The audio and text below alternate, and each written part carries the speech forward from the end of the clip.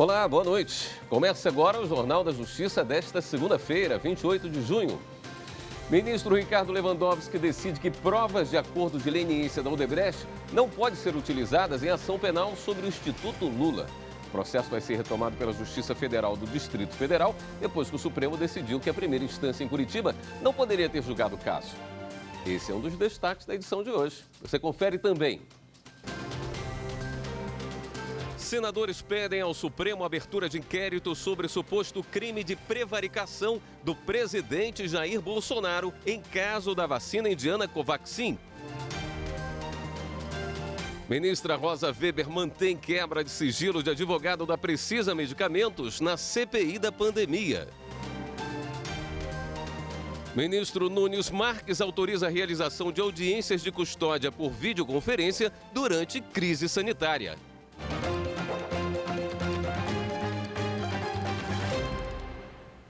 O ministro Ricardo Lewandowski decidiu que as provas obtidas a partir do acordo de leniência da Odebrecht na Operação Lava Jato não vão poder ser utilizadas em ação penal contra o presidente Lula, contra o ex-presidente Lula.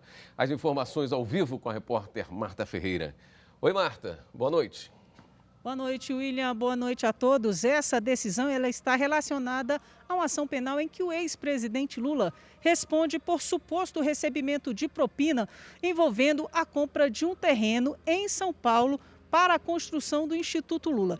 De acordo com o ministro Ricardo Lewandowski, quando o Supremo julgou a incompetência do ex-juiz Sérgio Moro para julgar os casos de Lula, implicitamente ele reconheceu também a incompetência dos integrantes da Força Tarefa da Lava Jato no Paraná.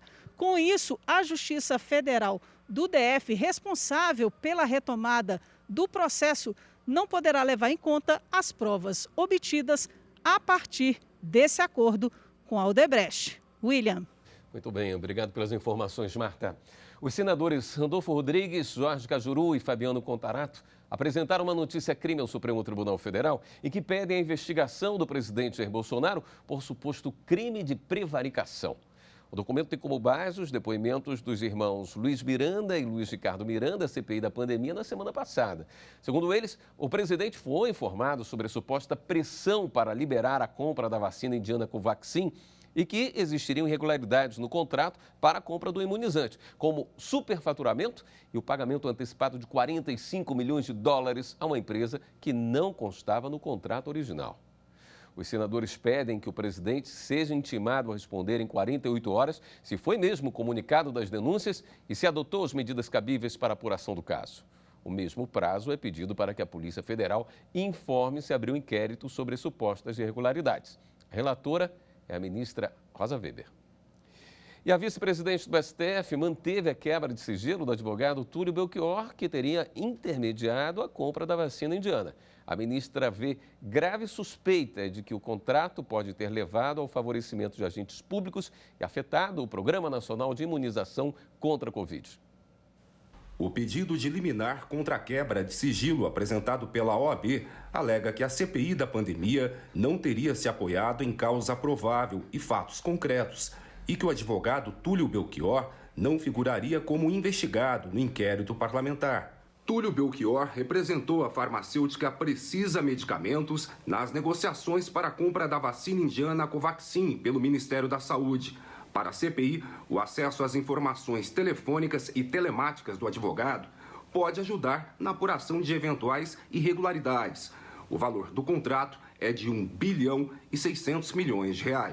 Ao negar o pedido e manter a quebra dos sigilos, a ministra Rosa Weber destacou que os indícios apontados contra o advogado, que teria concorrido diretamente para a celebração de contrato alegadamente danoso para a administração pública federal, a afetar inclusive o Programa Nacional de Imunização contra a Covid-19, sugerem a presença de causa provável, o que legitima a flexibilização do direito à intimidade do suspeito, com execução das medidas invasivas ora contestadas.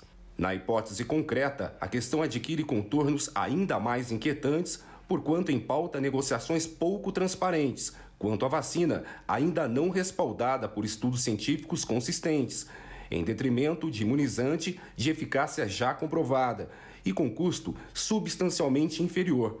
a projetar a grave suspeita investigada pela CPI de favorecimento ou obtenção de vantagens indevidas na implementação da política pública de combate à pandemia da Covid-19. A ministra alertou que os documentos sigilosos arrecadados pela CPI poderão ser acessados em sessão secreta, unicamente pelos senadores da comissão, sem prejuízo da possibilidade de exame do material pelo próprio investigado ou defesa. Ainda sobre a CPI da pandemia, o ministro Nunes Marques derrubou há pouco a quebra dos sigilos bancário, fiscal, telefônico e telemático da Calia Y2 Propaganda e Marketing, agência que tem contratos com o governo federal. Para o ministro do STF, o levantamento do sigilo é precipitado e sem base jurídica, porque se baseia em ilação preliminar sustentada não se sabe em que depoimentos ou documentos que supõem a ocorrência de disparos em massa de mensagens por empresas contratadas pela agência. O ministro Nunes Marques, Supremo, autorizou que as audiências de custódia sejam feitas por videoconferência enquanto durar a pandemia de Covid-19. A decisão será submetida a referendo do plenário em sessão virtual extraordinária, marcada para começar às 0h da próxima quarta-feira, com encerramento às 23h59 desta quinta.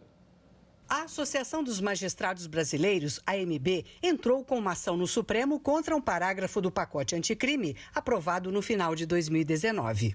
Segundo o texto, preso em flagrante ou por força de mandado de prisão provisória será encaminhado ao juiz de garantias no prazo de 24 horas, quando se realizará a audiência com a presença do Ministério Público e da Defensoria Pública ou de advogado constituído.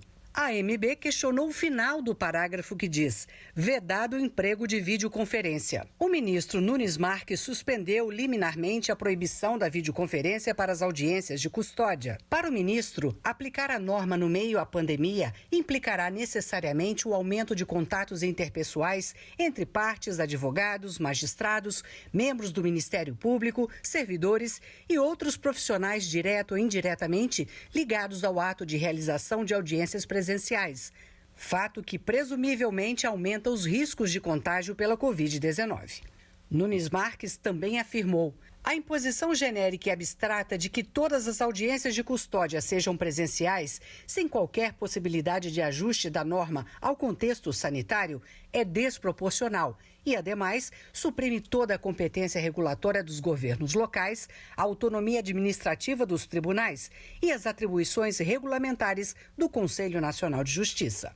A decisão do ministro considera a resolução do Conselho Nacional de Justiça de 2020, que permite a audiência de custódia por videoconferência durante a pandemia, quando não for possível a audiência presencial, no prazo de 24 horas. Também estabelece medidas para evitar qualquer tipo de abuso ou constrangimento ilegal. O Supremo faz uma sessão virtual extraordinária nesta semana para decidir se confirma ou não a decisão do ministro Nunes Marques. Respondendo à pedida da ministra Carmen Lúcia, o Comando do Exército defendeu a legalidade do sigilo de 100 anos decretado a procedimento disciplinar contra o ex-ministro da Saúde, Eduardo Pazuello. Na manifestação encaminhada à Corte, o Exército afirma que a restrição de acesso à informação pessoal é decorrente da lei e não mera discricionariedade da administração militar. O documento diz ainda não existir interesse público no acesso às informações do processo e que a questão é interna das Forças Armadas, sem relação com o período em que Pazuello foi ministro da Saúde. General da Ativa, o atual secretário de Assuntos Estratégicos da Presidência da República, respondeu ao procedimento disciplinar por ter participado de ato ao lado do presidente da República, Jair Bolsonaro, no Rio de Janeiro, no mês passado. O procedimento foi arquivado pelo Exército, que entendeu não haver transgressão disciplinar. 4 partidos da oposição pedem que o Supremo suspenda liminarmente o ato que decretou o sigilo centenário do processo. Para eles, as informações são de interesse público e a medida representa afronta à democracia. A pedido do Ministério Público Federal no Tocantins, a Justiça Federal condenou o presidente da seccional da OAB do Estado e um advogado por esquema fraudulento para ter acesso ao espólio de milionária que morreu sem deixar herdeiros. Os condenados usaram documentos fraudulentos em que se apresentavam como procuradores de um suposto filho da falecida. Porém, atendentes do Banco do Brasil desconfiaram da documentação e alertaram a Polícia Federal. No curso das investigações, descobriu-se que o filho era uma pessoa fictícia e que a milionária não havia deixado herdeiros. O levantamento dos saldos existentes nas contas da falecida em 3 bancos totalizava na época mais de R$ 1,5 milhão. Os advogados foram condenados a 3 anos de reclusão a serem cumpridos inicialmente no regime aberto e ao pagamento de multa. No próximo bloco, o presidente Jair Bolsonaro indica Alberto Balazeiro, procurador-geral do Trabalho, para ministro do TST. A gente mostra já já.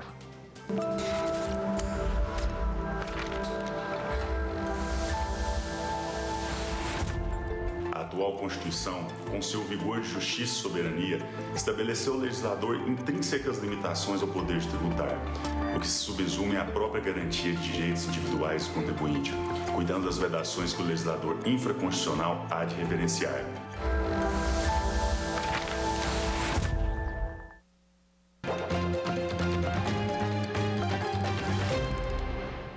O presidente da República indicou Alberto Balazeiro, procurador-geral do Trabalho, para ministro do TST em vaga destinada ao Ministério Público do Trabalho. A indicação de Alberto Bastos Balazeiro para o Tribunal Superior do Trabalho foi em decorrência da aposentadoria do ministro Brito Pereira. O anúncio foi publicado em Diário Oficial da União. Na seção 1 de dissídios individuais, a presidente do TST e do CSJT, ministra Maria Cristina Peduzzi, afirmou que Balazeiro será muito bem-vindo e acolhido pelo tribunal. Parabéns à Sua Excelência pela indicação e os votos de que após vencer a etapa seguinte, que logo possa estar aqui no nosso convívio diário e augurando sempre que a proteção de Deus esteja com ele. Ainda na sessão da SDI 1, o ministro Lélio Bentes, também oriundo do MPT, elogiou a indicação do procurador para o TST. Também quero me associar às homenagens ao Dr. Alberto Balazeiro, que seguramente, com seu brilhantismo, com a sua juventude, o seu dinamismo e compromisso com o Ministério Público, evidenciado pelo reconhecimento obtido nas urnas e aqui expressado pela subprocuradora-geral, doutora Evanice Selva, a quem também cumprimento, seguramente será uma grande aquisição para o Tribunal Superior do Trabalho. Balazeiro ocupará vaga destinada ao Ministério Público do Trabalho no lugar do ministro Brito Pereira. Ele é atual procurador-geral do Trabalho. Nasceu em Salvador, na Bahia, graduou-se em Direito pela Universidade Católica de Salvador e ingressou no Ministério Público do Trabalho em 2008. De 2013 a 2017, foi procurador-chefe do MPT na Bahia. O ministro Humberto Martins realizou no Superior Tribunal de Justiça a 6ª edição do projeto Fale com o Presidente. O projeto tem se destacado por promover uma efetiva aproximação entre a sociedade e o Poder Judiciário. Desde outubro de 2020, através do projeto Fale com o Presidente, de mãos dadas, magistratura e cidadania, o presidente do STJ, o ministro Humberto Martins, tem recebido, por meio de audiências individuais, dúvidas e sugestões sobre o funcionamento do judiciário brasileiro. O Fale com o Presidente é uma iniciativa de aproximar cada vez mais o Tribunal da Cidadania do cidadão brasileiro, onde os seus direitos, os seus questionamentos, as suas dúvidas serão encaminhadas e solicitadas diretamente ao presidente e dentro das oportunidades e dentro das condições, com certeza, muitos deles serão solucionados, ou seja, o cidadão próximo do tribunal. Ao longo do projeto, mais de 50 pessoas de vários estados foram recebidas. Os encontros seguem todos os protocolos de segurança sanitária exigidos e assim o STJ segue a sua missão de promover a cidadania. Esse contato próximo com a população é uma das prioridades do ministro Humberto Martins e tem surpreendido quem vem ao tribunal. Mesmo sendo uma pessoa comum, sem ter indicação, afinal de contas, eu vim do Rio Grande do Sul. Eu não conheço ninguém aqui. E se eu mandei o e-mail e eu consegui chegar até aqui onde eu estou, eu acho que é para todos. Na 6ª edição, os participantes falaram sobre o funcionamento do STJ, o mercado de trabalho e também sobre o andamento de concursos públicos da Corte. O projeto tem sido uma oportunidade para que as pessoas conheçam o tribunal e se aproximem do judiciário.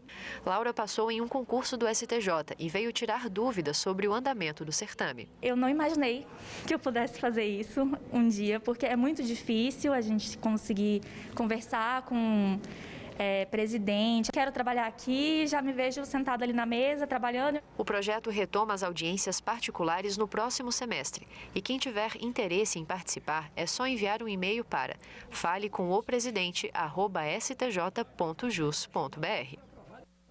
A primeira exposição virtual do TSE mostra início dos trabalhos da Justiça Eleitoral. No projeto inédito, teve até resgate de documentos que já estavam esquecidos. Dá só uma olhada. Você sabe quando foi a primeira eleição realizada pela Justiça Eleitoral? Foi em 1933. Boa parte da documentação daquela época ficou esquecida por muito tempo, mas o conteúdo histórico foi resgatado e será apresentado numa exposição virtual organizada pelo TSE. A partir do dia 29 de junho, o resultado desse trabalho estará disponível para toda a população na página do Museu do Voto no site tse.jus.br.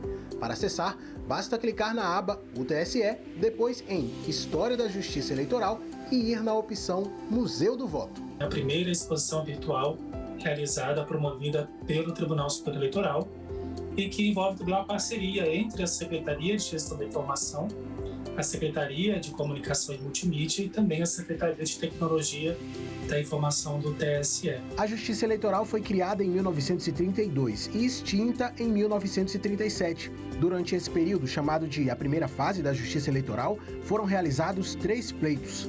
A documentação da época se perdeu após o fim da primeira fase com a extinção da Justiça Eleitoral. Como recuperar esse material para contar a história da Assembleia Nacional Constituinte de 33? A exposição é fruto de um longo trabalho. 4 anos de pesquisa da seção de museu do TSE junto ao Arquivo Nacional, para recuperar documentos originais, como o mapa de apuração e alistamento de eleitores da época. Em 2017, nós estávamos fazendo uma pesquisa para uma outra exposição, que foi inclusive inaugurada no Rio de Janeiro, e a gente encontrou uma notinha no jornal o Globo sobre a documentação da Justiça Eleitoral que foi remetida ao Ministério da Justiça. Aí começou o processo de resgate dessa documentação. Pesquisadores, historiadores, estudantes e toda a sociedade poderão ter acesso a muita informação, documentos e dados detalhados do processo eleitoral de 33, num formato de exposição virtual dinâmico e inovador. Nós fomos atrás do Arquivo Nacional, da Biblioteca Nacional e conseguimos juntar uma documentação bastante ampla.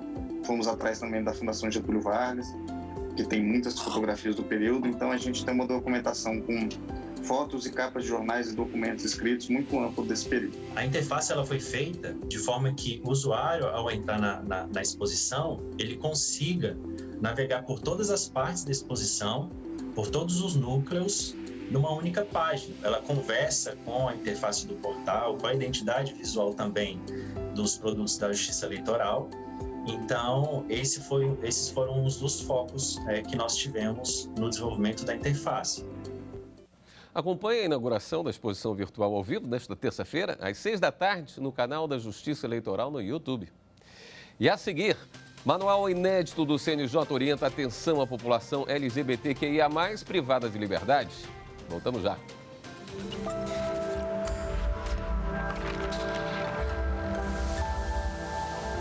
A Constituição Federal de 88 foi um marco importante na tutela do consumidor no Brasil.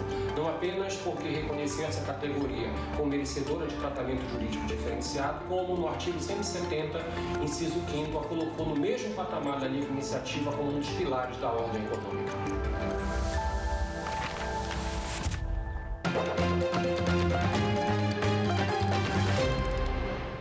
Nessa segunda-feira, Dia Internacional do Orgulho LGBTQIA+, o Conselho Nacional de Justiça lançou um manual inédito para orientar magistrados em todo o país na aplicação de diretrizes para assegurar direitos fundamentais dessa população nos sistemas de justiça criminal e juvenil.